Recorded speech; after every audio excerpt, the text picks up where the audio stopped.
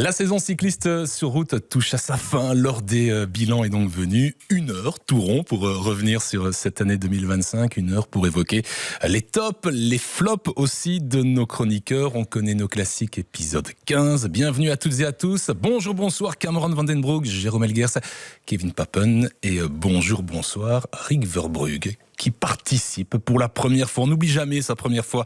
Rick Verbrugge à ce podcast vidéocast. On connaît nos classiques. Les 60 prochaines minutes seront donc inoubliables pour vous. Et vous le savez, chez les Diables Rouges, quand un joueur débarque pour la première fois dans le noyau, il doit chanter quelque chose. On vous écoute. C'est bien tenté, mais bon, moi je ne sais pas chanter. Je ne suis pas un chanteur, premièrement. Et eux ne savent pas chanter non plus. Et on n'est pas chez les Diables Rouges non plus. Donc On est un peu les Diables Rouges du vélo, et vous avez été le Rudy Garcia du vélo. Exactement. Quand vous étiez sélectionneur de Belgian Cycling. Alors, on va aller dans l'ordre. L'ordre, c'est les 2 courses du week-end. Paris-Tour, c'était dimanche. Tour de Lombardie, c'était samedi. Et puis, effectivement, on va s'étendre sur cette saison 2025, du côté masculin, du côté féminin aussi, puisque Martin Weynans va nous rejoindre. Et d'abord, et le premier qui veut parler lèvera la main sur ce petit débrief de Paris-Tour, ce final totalement étonnant de Paris-Tour, avec 2 coureurs dans le final, Gruel et Lapera, qui avaient tout en main pour aller chercher une première et une deuxième place, et puis qui après se sont relevés à la flamme rouge. Je vous tends la main, c'est votre première, vous avez été directeur sportif, vous avez été un coureur de haut niveau, Rick Verbrugge. Comment on peut expliquer que quand on est à 1000 mètres d'une potentielle victoire dans une classique comme Paris-Tour, on se relève? Il faut savoir que les 2 coureurs, déjà, ils sont rapides et ils se marquent un petit peu, donc ils veulent tous les 2 gagner. Mais bon, déjà, quand on regarde la course à 25 km de l'arrivée, on pense que c'est un coup qui va finir à l'eau. Et par contre, ce sont 2 coureurs qui tiennent vraiment jusqu'au bout, un peu étonnamment. Mais voilà, les Français se sont mangés dessus. Même derrière Laporte, il n'a pas su réagir non plus, puisque c'est Trentin qui s'impose, et vraiment d'une belle manière aussi. Donc ça a donné du piment, mais les Français sont vraiment regardés de trop. Ouais, on rigole d'eux. En tout cas, sur les réseaux sociaux, moi, j'ai pas encore eu le temps d'aller écouter les réactions, mais de savoir si ça vient en fait des coureurs ou si ça vient de l'oreillette du directeur sportif. Mais peu importe le responsable, la décision au final elle est mauvaise, mais il y a une double mauvaise décision chez Decathlon aussi. Quand le groupe revient et qu'il y a Bissegger doit attaquer. Ouais. Et non pas emmener Lapera vers le sprint, Lapera qui était grillé. Ouais. En sachant qu'il y a des Laporte et des Trentin dans ce groupe-là, on n'est pas certain que Lapera gagne au sprint. Donc ça, j'ai vraiment pas compris ce qui s'est passé. On voit parfois des coureurs qui font du surplace, qui s'observent pour lancer le sprint comme sur la piste. Ici, c'était pas ça, Kevin. Ils se sont arrêtés sous la flamme rouge. Complètement arrêtés, ils se sont retournés et je pense qu'ils vont vraiment s'en mordre les doigts, l'un et l'autre, parce qu'une telle occasion, dans une épreuve comme Paris-Tour, ça ne se présente pas tous les ans. Et je pense qu'on a beaucoup parlé des Français. Il y a sans doute de la rivalité entre ces 2 groupes français et des gros couacs de communication dans ce final. Ouais. Et Thibaut Gruel qui évolue à domicile en plus. Il est né à Tours, il est tout jeune, première saison chez les pros. Et lui, il doit avoir quand même beaucoup de regrets, parce que au moins retrouver dans cette situation-là, Lapera s'est déjà retrouvé plusieurs fois dans une situation de gagne. Pour lui, si ça vient de son directeur sportif, il applique, ok, mais ça doit quand même être très très très décevant. Moi, ça me rappelle un peu le final au Tour de France à Mende avec Bardet et Pinot qui se sont tirés dans les pattes, et c'était Cummings qui en avait profité. Encore 2 Français. Ouais.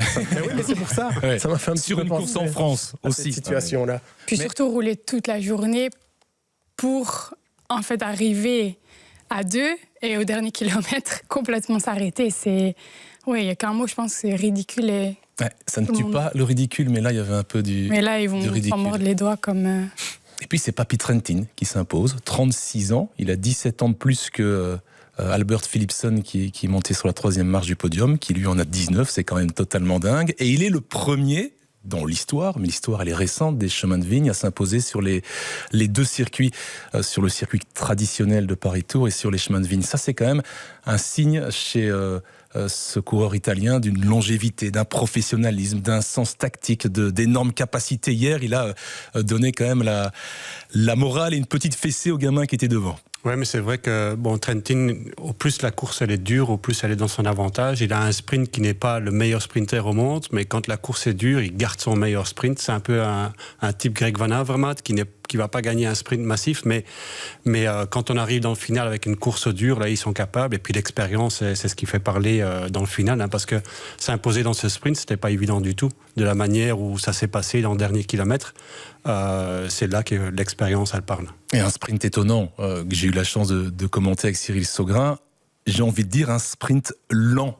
Alors certes, il y avait le vent de face dans cette dernière ligne droite sur la nouvelle avenue, puisqu'on n'était plus sur l'avenue de Gramont, mais on sentait vraiment les gars très émoussés, et c'était un sprint étonnant et impressionnant sur la longueur. Oui, il fallait encore devancer les Laporte, les coureurs qui étaient dans ce groupe. Il y avait des grands noms dans ce groupe, mais effectivement, avec ce parcours New Look de Paris-Tours, ça a émoussé les organismes avant d'arriver dans cette interminable ligne droite.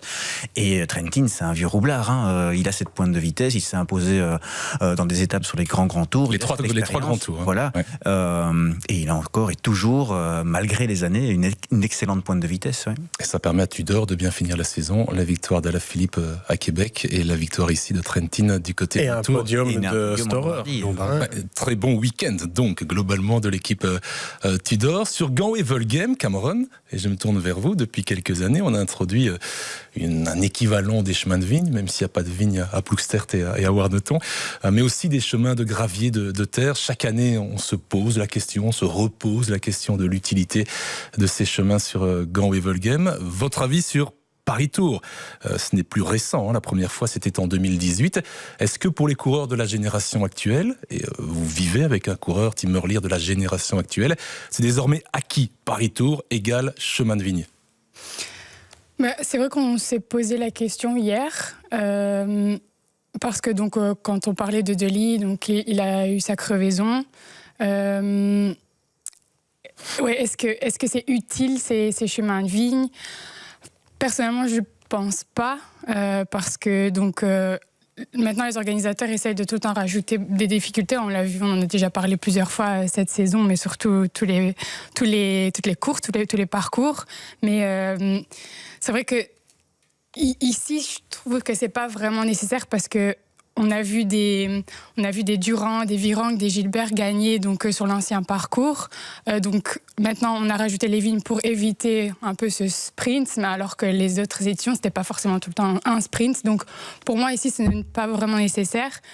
À Gand-Wevelgem, c'est une autre histoire, parce que pour moi là, ça fait vraiment partie de l'histoire. Mais ici, sur un Paris-Tours. Oui, et puis aussi, on a vu aussi que Patrick Lefebvre, dès qu'ils ont fait la route des vignes, il a dit mon équipe n'ira pas, Fauré a continué, donc ils ne sont pas au départ. Depuis 2019, ils ont participé à la première édition, et depuis lors, on n'a plus jamais vu Quick-Step. Oui, et puis ce qu'il y a aussi, c'est que la malchance fait partie de la course, et ça, c'est un peu dommage. Il y a moyen de rendre la course beaucoup plus dure. On peut faire ces parcours de vignes, mais allons chercher les morceaux qui sont en asphalte. Il y a pas mal de bosses dans le coin pour durcir vraiment la course, et on pourrait avoir une autre course où la malchance ne va pas entrer en jeu, parce que ici, on voit quand même que sur les dernières années, que ce soit un Dely ou autre, si on crève, la course elle est quasi finie. Sur les 4 dernières éditions, Arnaud Dely a perdu, puisque c'est le cas, la course 3 fois sur crevaison, si ce n'est l'année dernière où il a terminé 7e, mais hier encore une crevaison à un mauvais moment, et dépanné assez tardivement aussi Arnaud Dely, et ça a joué sur le résultat final d'Arnaud. Je conclus Paris-Tours avec Arnaud Dely, et ce côté quand même réconfortant, cette fin de saison d'Arnaud Dely. Oui, d'autant qu'il a expliqué au début de la course qu'il avait eu une petite grippe, ce forfait à Binge. Si c'était vraiment une petite grippe, le voir aussi fort sur Paris-Tours, c'est bon signe. Ouais. Et il va participer au Tour de Hollande toute cette semaine. Ce Tour de Hollande réapparaît au calendrier. On fait le bilan de la saison, mais on n'a pas encore le vainqueur du Tour de Hollande. Par contre, le petit moment avec Alex Segert était quand même un peu étrange. Oui, j'allais exactement le dire. Soit il n'est pas à 100%, il ne peut pas prendre la route Segert, soit Segert, qui est un excellent rouleur, oublie de se retourner et d'attendre son équipier. Ouais, mais il était dans le feu de l'action, mais je pense que Arnaud, il a fait une très bonne deuxième partie de saison depuis le Tour de France, en fait, jusque maintenant.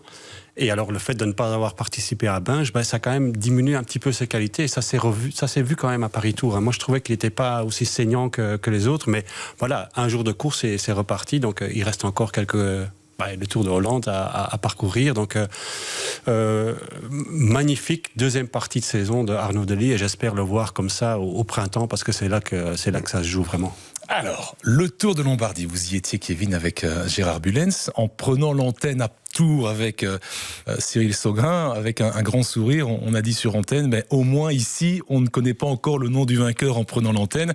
C'est un peu une caricature, mais c'est encore le même qui a gagné, en tout cas au Tour de Lombardie. Et en prenant l'antenne, vous pouviez à peu près le parier. Mais on se demandait quand et où il allait attaquer. Effectivement, il restait sur 4 victoires consécutives dans cette épreuve, dans ce monument du sport cycliste. Alors il y a toujours l'alternance entre Côme et Bergame. Il retrouvait un tracé comme en 2023 avec arrivée à Bergame.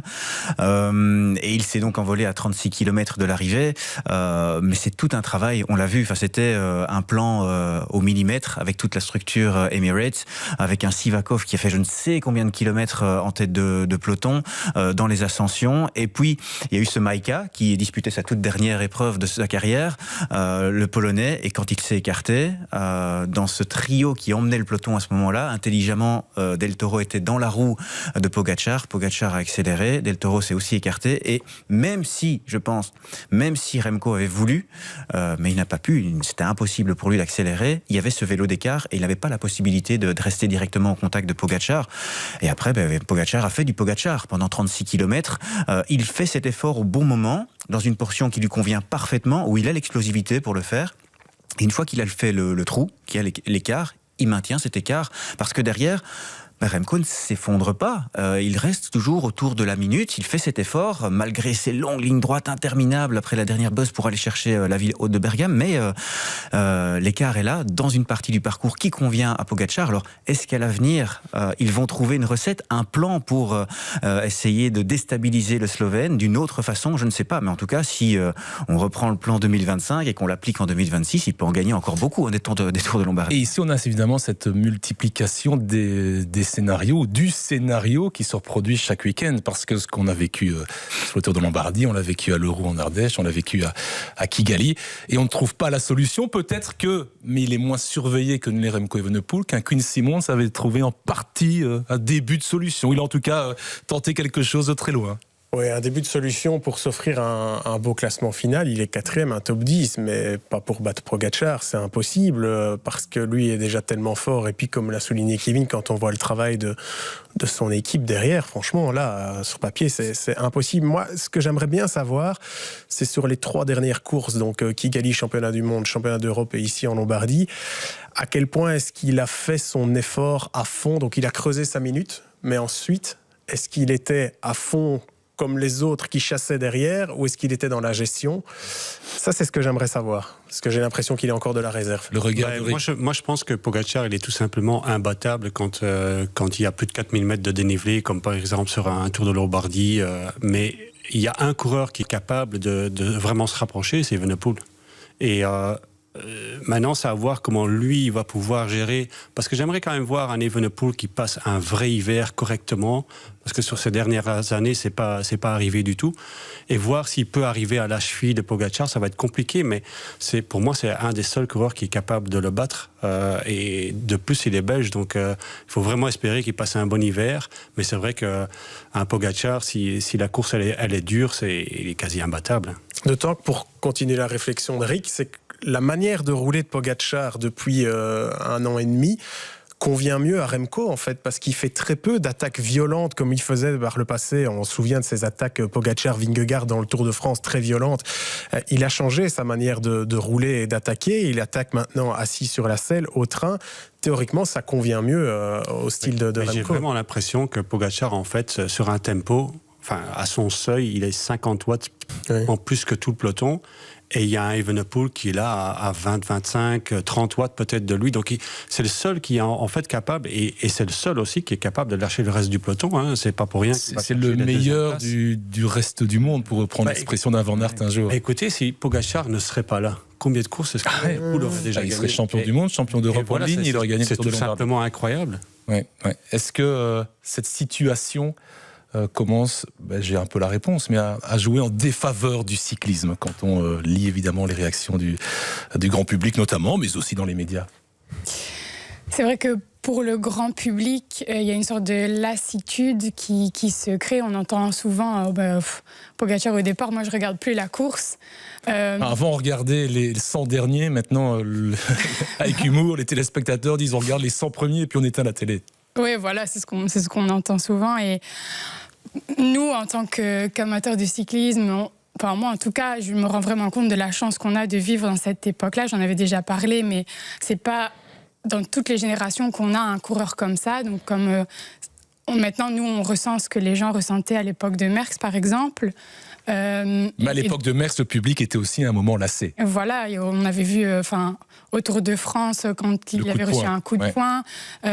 Tout ça parce que, oui, du fait de sa supériorité, les gens se lassent assez vite. Et maintenant, on a le cas aussi avec Pogačar. Mais pour nous, en tout cas, en tant qu'amateur de cyclisme, on peut en tout cas qu'être admiratif et de se rendre compte de la chance qu'on a, en tout cas par moi. Donc c'est une chance, c'est le mot chance, ce qu'on vit. Ça dépend. Non mais c'est très paradoxal par rapport au contexte et tout ce qu'on entend ou ce qu'on lit. On est dans une période où on a de la chance. Oui, mais il y a encore, et heureusement, une certaine incertitude du sport, et on l'a vu, l'exemple cette saison, c'est l'Amstel, où on a un magnifique trio avec Sjelmoz, Remco Evenepoel et Tadej Pogačar. C'est Sjelmoz qui gagne. Donc tout peut encore arriver.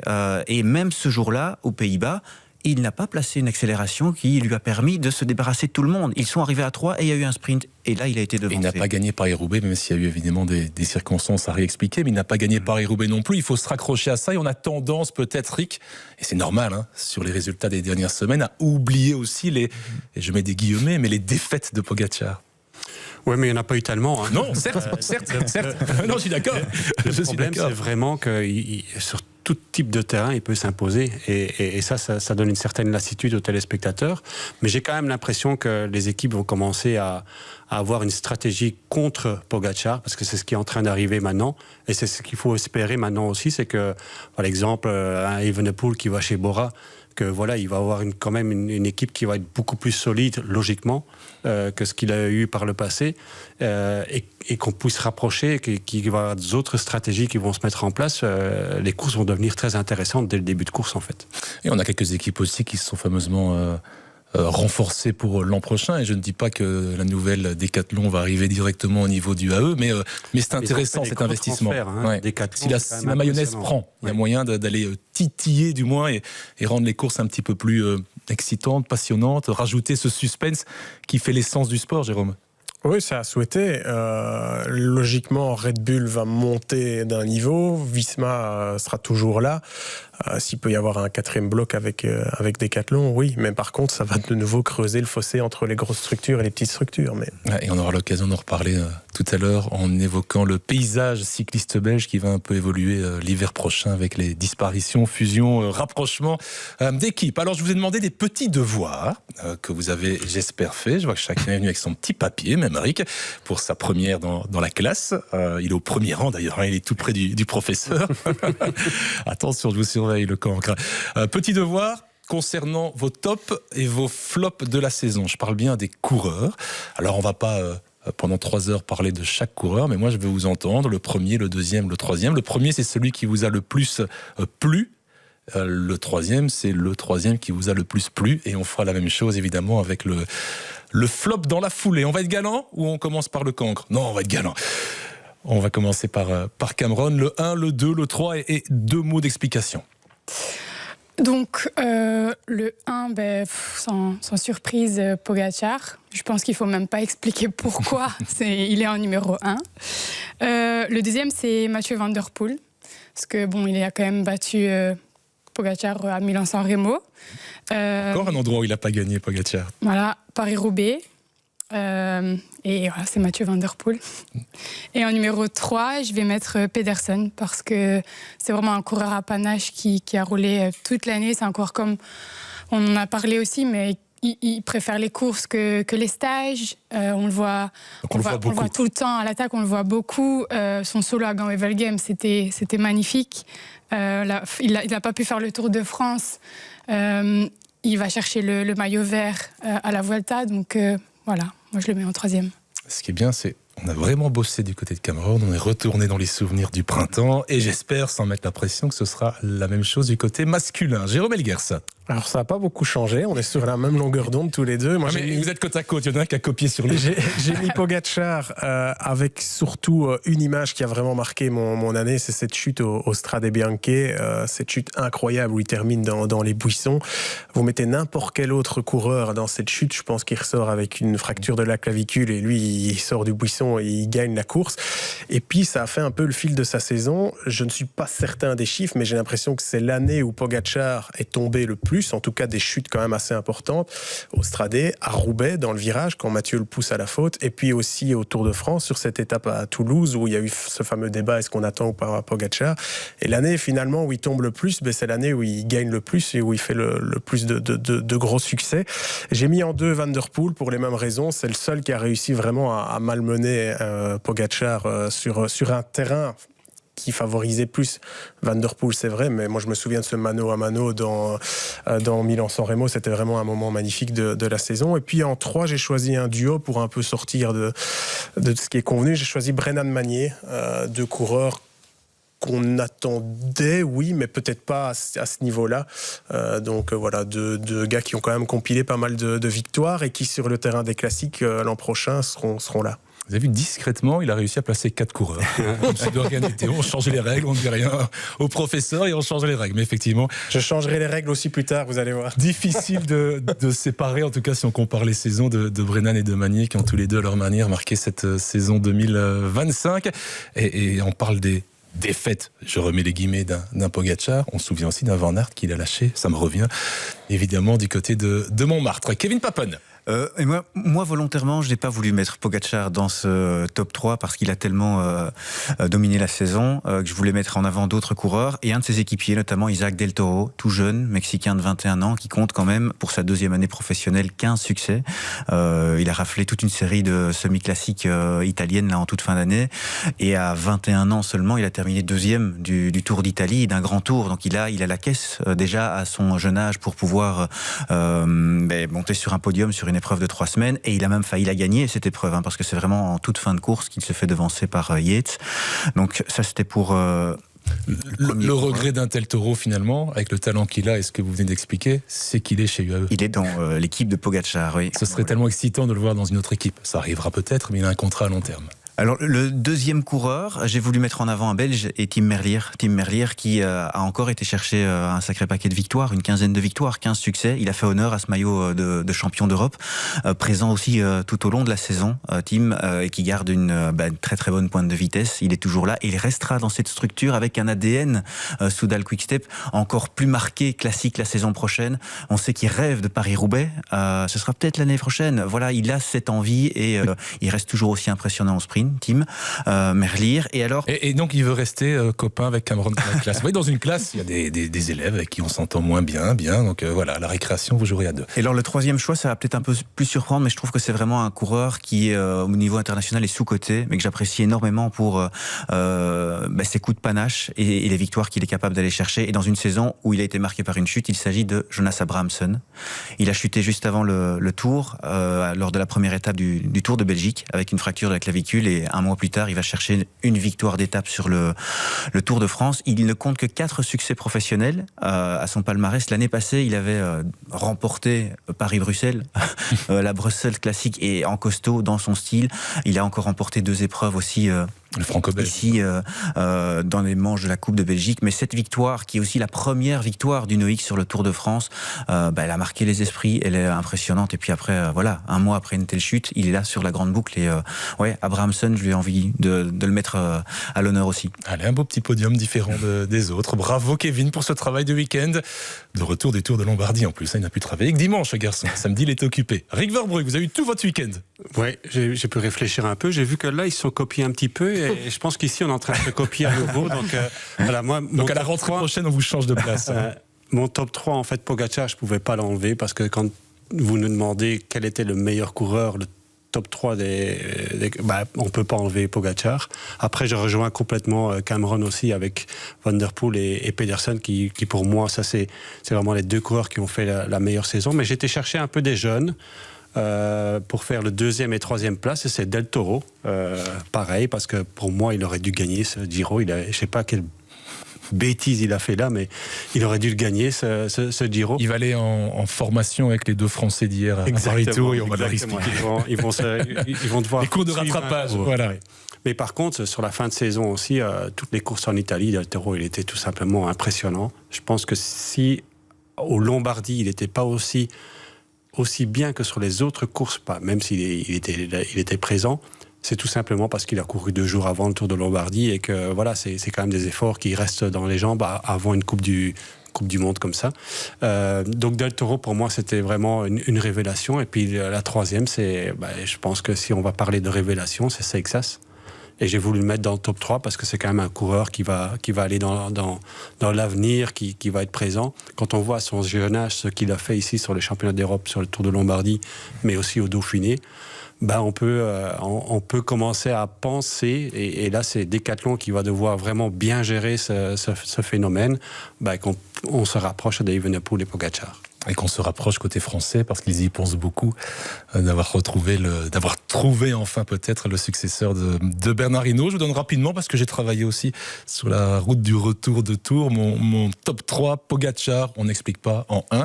En 2, j'ai mis Remco Evenepoel, pour cette résilience constante, permanente, cette manière qui n'était pas vraiment sa marque de fabrique avant, de se battre jusqu'au bout pour aller chercher une médaille d'argent. Elle est là, cette médaille d'argent, même si elle n'est pas en or, de se battre hier pour une fois de plus terminer derrière Pogačar. Bravo à Remco après l'hiver compliqué qu'il a eu. Et puis, j'avais 2 noms pour la 3e marche. Brennan.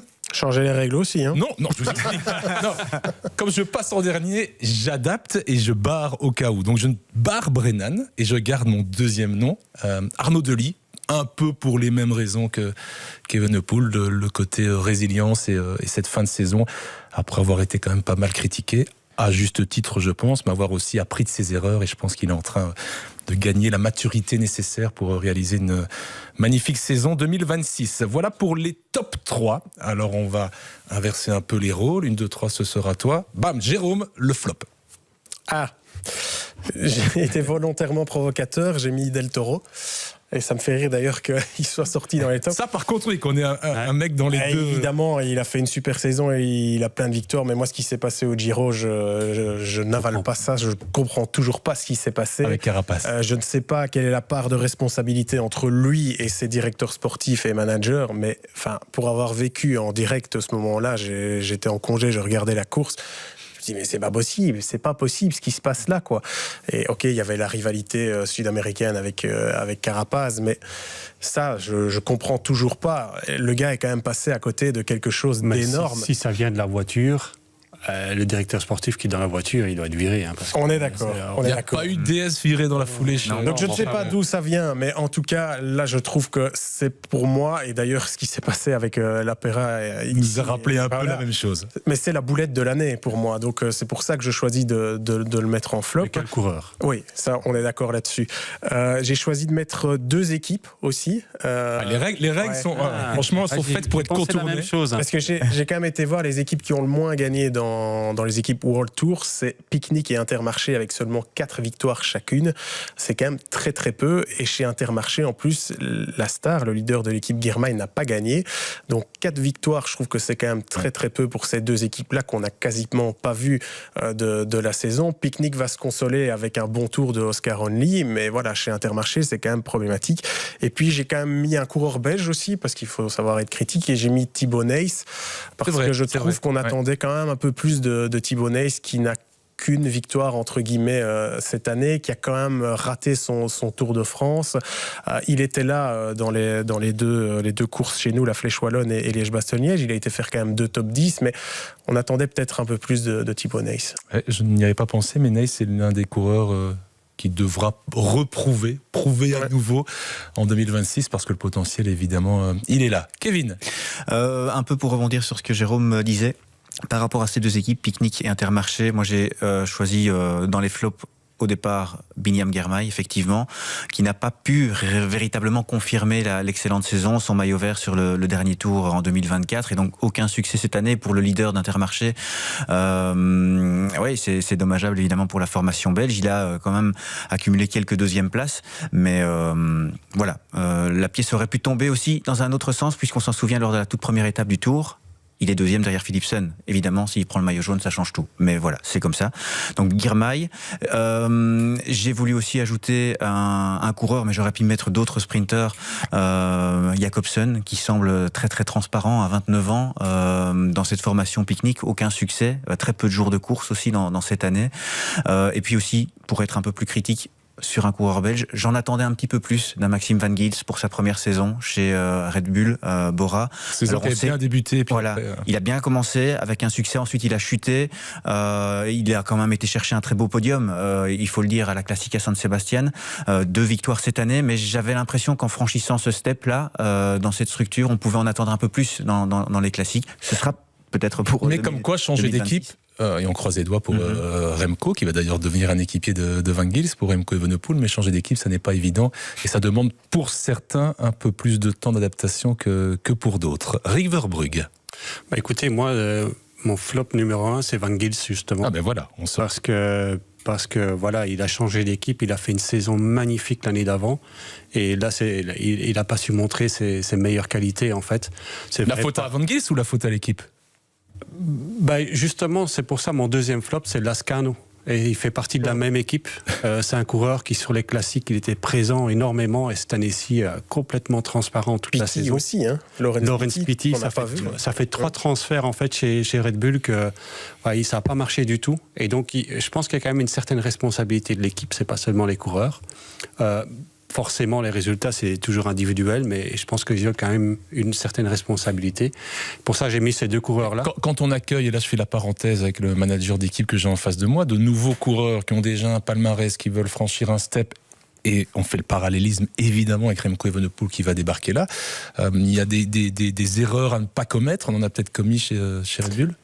Ouais, mais ce qu'il faut savoir aussi, c'est que Remco, il part avec une partie de son staff. Le vélo, c'est le même. Donc il y a moins d'adaptation à faire mais voilà, il y a toujours un risque quand on change d'équipe. Il faut s'adapter. Des fois ça donne un boost, mais des fois c'est complètement l'effet négatif, et ça c'est vraiment l'équipe qui doit gérer ce problème-là. Il faut prendre les coureurs en charge et de faire en sorte que cette transition elle soit très transparente et relativement facile, si je peux dire. Mais ça c'est le staff de Red Bull qui va devoir s'en occuper. Ils ont déjà 3 coureurs là, je pense qu'avec Pitty il faut les faire revenir à leur meilleur niveau. C'est des coureurs qui ont énormément de qualité, et je suis sûr que ça va se passer, mais voilà, ils ont quand même perdu 1 an. Ouais. Et ça, c'est dans une carrière, c'est vraiment un an de perdu. Votre alors, mon 3e flop, c'est Viviani.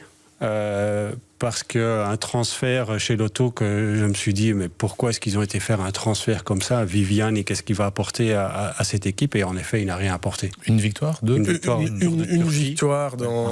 en Turquie. Ouais.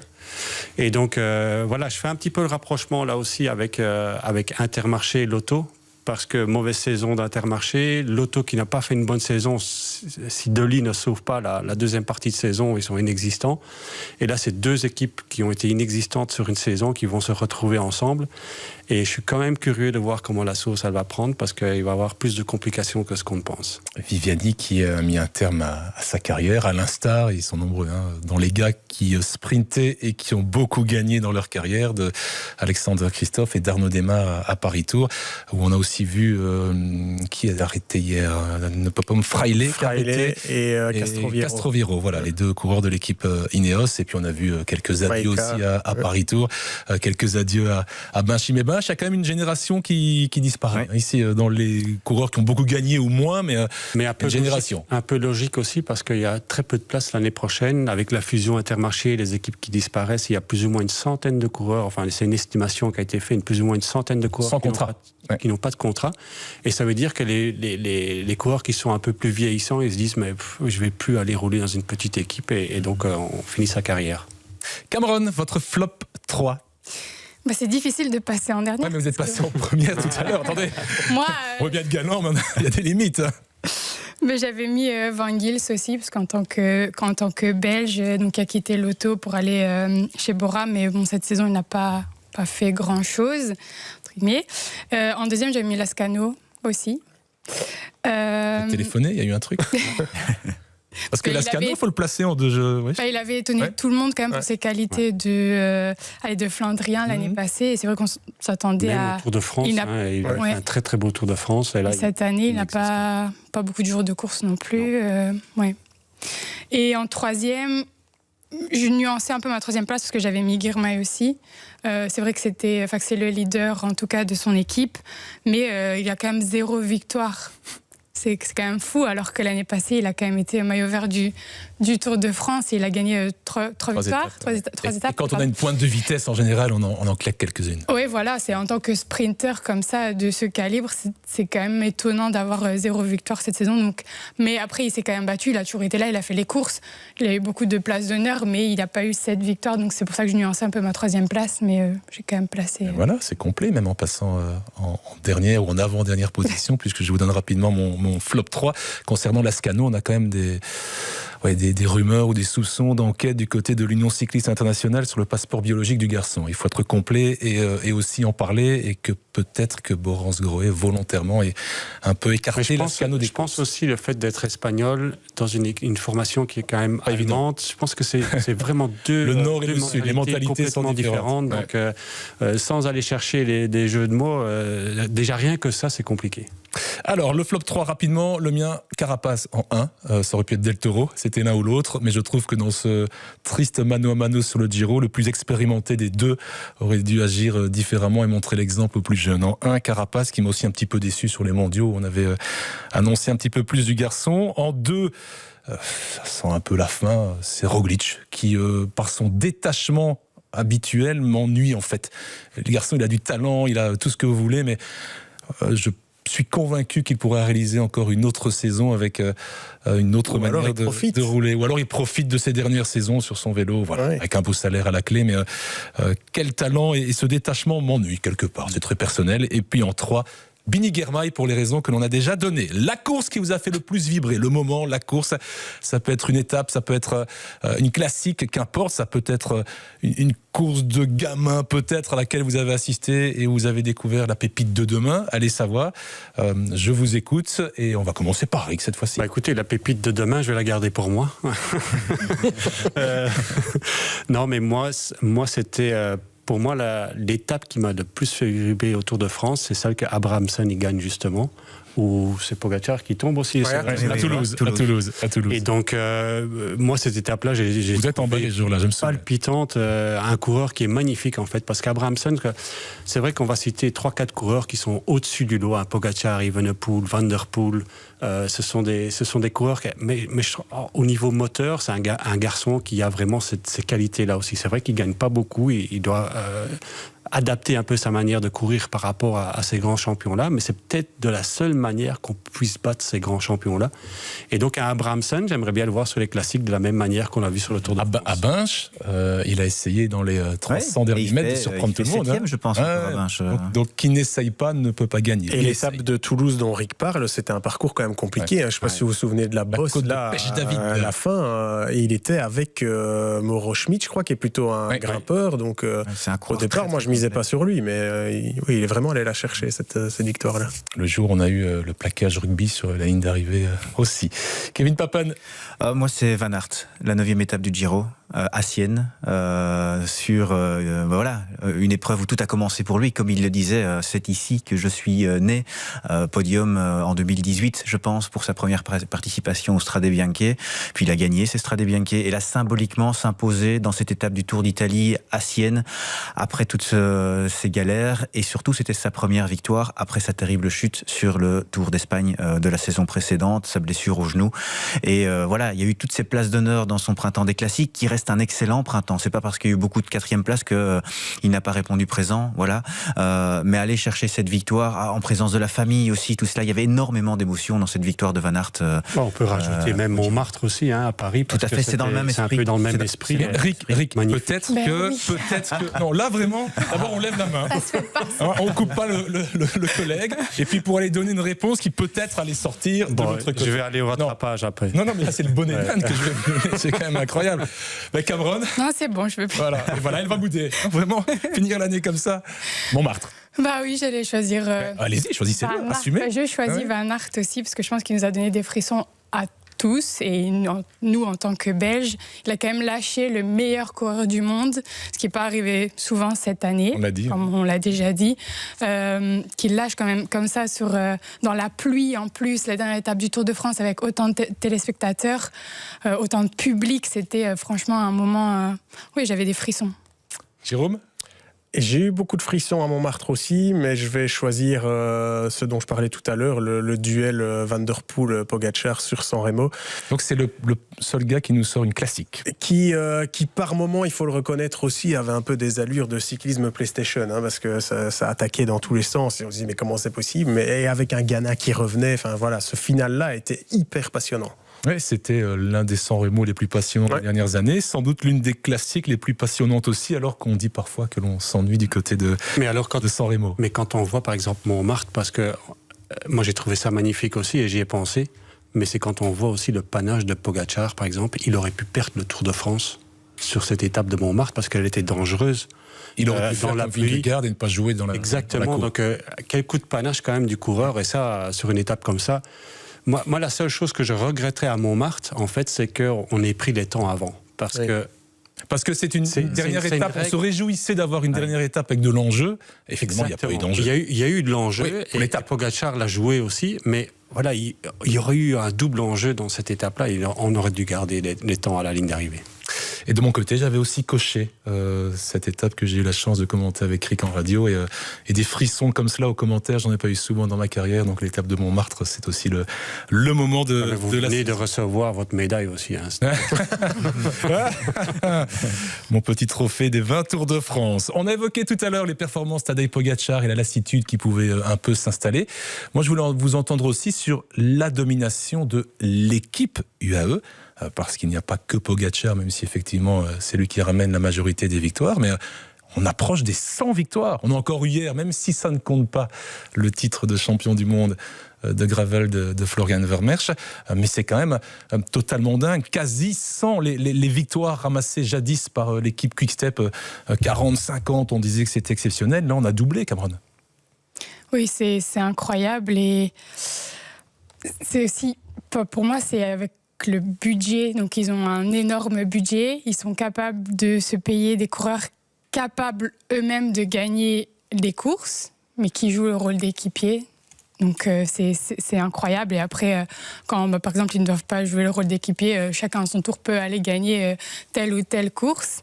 C'est comme, pour faire une comparaison avec le foot, par exemple, quand on a le Paris Saint-Germain ou le Real Madrid. J'adore quand vous parlez foot, on n'a pas l'habitude. Non, moi non plus.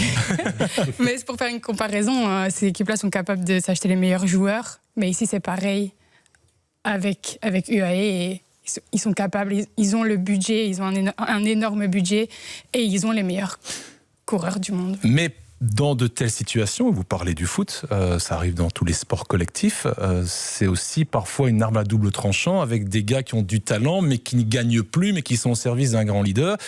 Ici, quand on signe chez UAE, même si Ayuso s'en va pour aller jouer sa chance dans une autre équipe, mais quand on signe chez UAE, a priori, moi j'ai pas lu les contrats, mais il est sans doute écrit, vous pouvez aussi jouer votre carte quand c'est possible. Mais à la limite, demandant aux Wellens ce qu'il en pense. C'est presque surprenant qu'il n'y ait qu'un cas à Ayuso, qui finalement, lui, ne se retrouve pas dans tout ça. Alors, soit Pogačar est un leader exceptionnel et arrive à vraiment fédérer autour de lui, je pense qu'il y arrive. Puis, il faut pas oublier non plus qu'il tombe sur le compte en banque des équipiers. Non, mais ça joue, c'est clair. Après, c'est le meilleur effectif sur papier, et ça se traduit dans la réalité. Ce sont donc eux qui vont chercher le plus grand nombre de victoires. Mais ce qu'il faut noter aussi, c'est qu'il n'y a pas de pur sprinter. Et que souvent, dans une équipe, quand on a beaucoup de victoires, on a au moins un pur sprinter qui va en chercher une quinzaine. À part Molano, chez eux, il n'y a pas de victoire au sprint. Donc c'est ça aussi qui est impressionnant. Ils vont chercher toutes ces victoires sans véritable sprinter. Et je pense que voilà, le compteur tourne encore. Mais ils sont à 94 victoires avec Pogačar samedi. Et Yates, qui a remporté encore une épreuve italienne hier. Et effectivement, quand on prenait la start list au départ de ce Tour de Lombardie, avec Gérard Bullens, on parlait de Dream Team, mais c'était vraiment ça. Jevine, Maika, Del Toro, Pogačar, Sivakov, certains coureurs, enfin oui, ils pourraient être leaders dans d'autres équipes. Le temps passe vite. j'ai encore une, avant d'accueillir Martin et de parler du cyclisme féminin, une question sur ce paysage du cyclisme belge. Et je me tourne vers vous, Rick Verbrugge, parce que vous êtes en cours de création d'une nouvelle équipe. Vous connaissez bien le paysage cycliste belge. On attend la confirmation. Alors, on n'a pas encore la signature officielle, la conférence de presse officielle qui va annoncer la nouvelle structure Lotto Intermarché, mais ça ne saurait tarder. Ce paysage va vraiment changer. On a vu une équipe Alpecin un peu dépouillée. On voit une équipe Wagner-Bazin qui disparaît, une équipe Sport Vlaanderen qui disparaîtra sans doute dans un an. C'est pas spécialement rassurant, alors qu'on a les meilleurs, soyons plutôt en toute humilité, les meilleurs coureurs du monde, mais c'est pas vraiment rassurant. Et puis ça se voit aussi à l'étranger, en France avec Arkea, Total qui n'est pas sûr non plus de leur avenir. Mais simplement pour revenir sur Intermarché et Lotto, la fusion, j'espère que dans 2 ans, on ne va pas dire c'était la plus grosse connerie que le cyclisme belge a fait, parce qu'il y a quand même 2 équipes qui disparaissent, Intermarché, plus son équipe continentale. Et ça, pour le cyclisme en Belgique, c'est vraiment une catastrophe pour les jeunes. Il y a énormément de jeunes qui ne connaissent pas leur avenir et qui ne savent pas ce qui va se passer. Et puis en plus, la réponse tardive de Intermarché ou de Lotto, c'est plutôt de là que ça doit venir, de dire quel va être notre effectif, parce qu'il y a quand même 12 ou 13 coureurs qui sont en trop, qu'ils ne savent pas ce qui va se passer de leur avenir. Il faut venir avec et qui aujourd'hui attendent quelque chose. Ouais. Les coureurs, ils attendent. Les autres équipes, ils ont... La plupart d'équipes ont encore 1 ou 2 places de libre dans leur dispositif pour la 2026. Et aujourd'hui, ils ne savent pas ce qu'ils doivent faire. Est-ce qu'on doit prendre un jeune coureur? Est-ce qu'on doit attendre que la fusion de Lotto Intermarché se... Donc vraiment, il faut être concret. Et il est bien temps qu'on soit concret. Et encore une fois, je dis, j'espère que dans 2 ans, on ne va pas dire... C'est la plus grosse connerie qui a été faite au niveau de la loterie. C'est un dossier hyper compliqué, mais au niveau de la communication et du management humain, ça a été catastrophique des 2 côtés. Et on peut comprendre que c'est très difficile de réaliser une fusion au niveau administratif, au niveau des questions de droit, etc. Et je pense que les dirigeants d'équipe étaient fort concentrés là-dessus, mais derrière... Il y a de la casse humaine. On a vu un soigneur de l'équipe Lotto... triste et même en pleurs à Binchim-et-Binche parce qu'on lui annonçait que c'était terminé. Et par ailleurs, l'équipe de jeunes, même si ça n'a pas été officialisé au niveau de Belgian Cycling, on a eu la liste des équipes continentales, elle n'apparaît plus, cette équipe qui était dirigée par Kevin Van Melsen, donc elle va disparaître. Ce que je trouve vraiment inquiétant, moi, par rapport à ce modèle économique du cyclisme, c'est qu'ici, on parle quand même d'une équipe Lotto qui est une équipe historique au niveau du cyclisme international et du cyclisme belge. C'est une équipe qui est là depuis plus de 30 ans. Rick a roulé dans cette formation. Elle représente vraiment quelque chose. Et donc, ça peut vraiment pendre au nez de n'importe quelle grande équipe, même une structure comme ça qui a été pendant des années, pour des raisons de sponsors qui disparaissent, on est obligé d'essayer d'un petit peu rattraper les bidons. Il y a encore beaucoup de zones d'ombre par rapport à ça, en pensant et en passant par une fusion. Donc c'est quand même inquiétant par rapport à des formations comme la structure Lotto qui est là depuis un paquet d'années. Même si on est plus dans l'absorption, le mot n'est pas facile à dire que la fusion. Mais là, on est vraiment sur une guéguerre de termes français, mais c'est important de bien représenter le décor. Ce qu'on a aussi, c'est que maintenant, un bon junior passe tout de suite dans l'équipe d'Evo d'une grande équipe, ou alors passe tout de suite chez les pros. Et du coup, ce qui reste pour les plus petites équipes, c'est pas grand-chose. Et donc, faire face après aussi... Il reste plus, pour encore gagner des courses, pour encore avoir le budget face aussi aux Émirats, aux multinationales, c'est compliqué. Et en tout cas, des vraies questions sur peut-être un retravail ou remettre en tout cas tous sur la table le mode de fonctionnement actuel du cyclisme. On parlait d'IAE qui est au-dessus de la mêlée, mais toute cette tranche 18-23 ans, les équipes, est-ce qu'on les paye, est-ce qu'on les paye pas les coureurs, combien on en engage, est-ce qu'on peut finalement continuer à passer de la case junior à la case élite? On ne pourra pas empêcher les grands talents de devenir élite, mais il y a vraiment de grosses questions dans le cyclisme masculin, et ces questions commencent à se poser aussi parfois dans le cyclisme féminin qui évolue à grands pas. Et on accueille pour la dernière fois de la saison Martin Wijnants pour ce débriefing et pour ce débriefing de l'année. Alors si vous avez suivi un peu dans les coulisses le début de l'émission et les devoirs bien réalisés par les élèves, vous rejoignez la classe, vous avez aussi fait vos devoirs. Rien ne vous empêche, Kevin, Rick, Cameron, de rebondir sur ce que va expliquer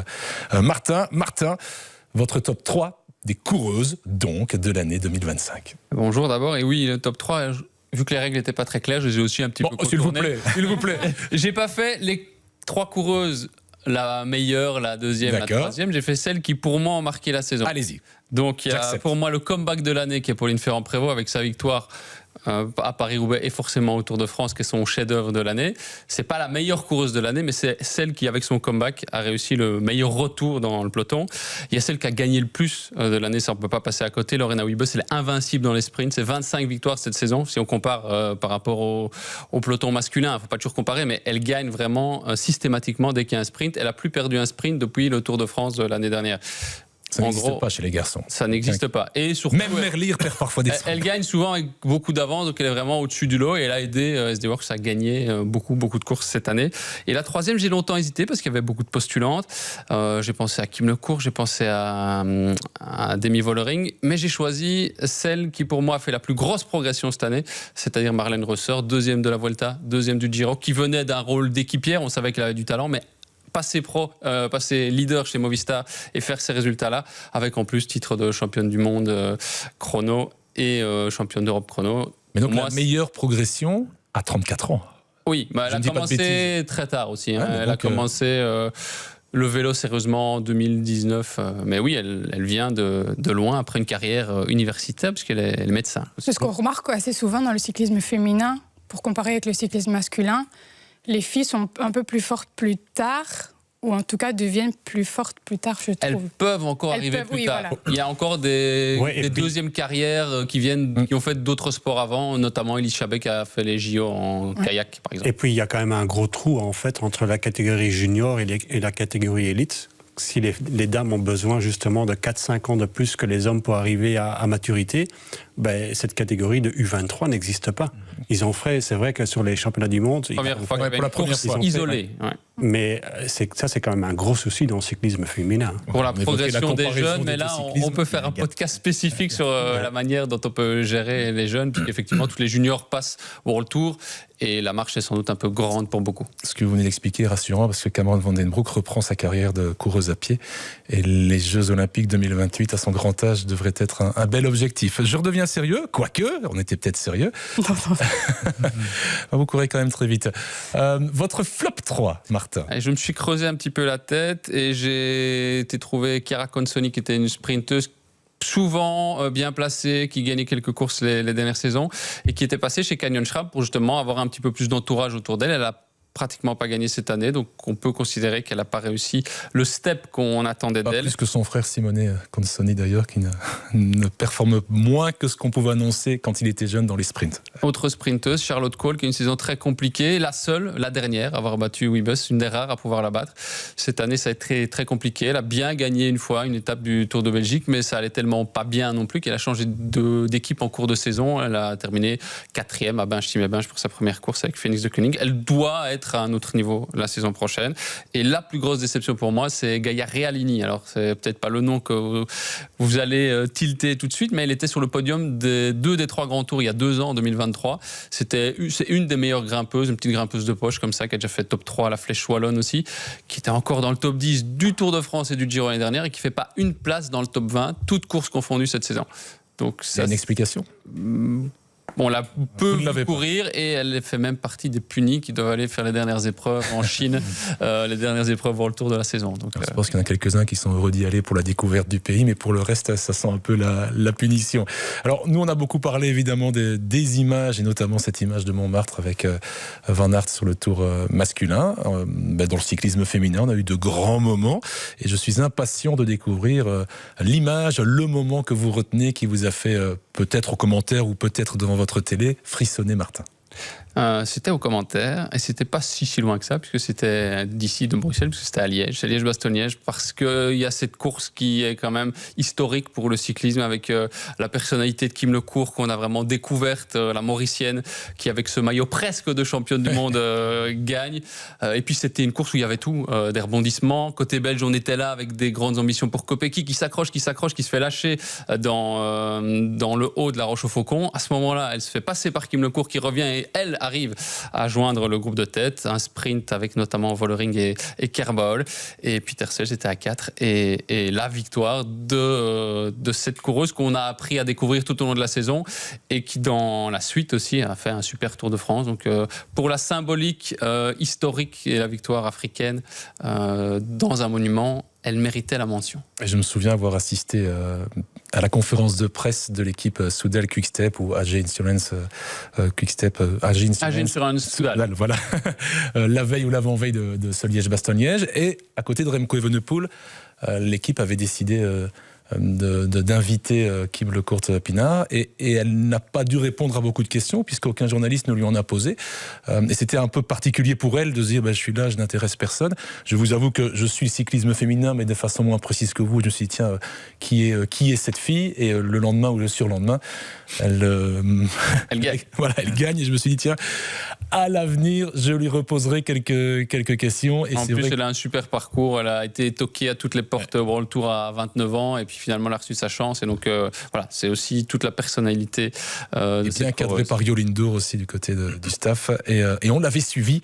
Par ailleurs, nos réseaux sociaux l'avaient suivi. Et je pense que sur nos réseaux sociaux, justement, on peut toujours retrouver la séquence avec Kim Lecourt-Pinard. Alors, début de saison, on avait évoqué ici les nombreux transferts et on s'était un peu réjoui, Martin, de ce paysage cycliste féminin qui évoluait un peu avec une répartition des forces un peu différentes, des coureuses qui quittaient la SD Works, des équipes comme Suez qui se renforçaient.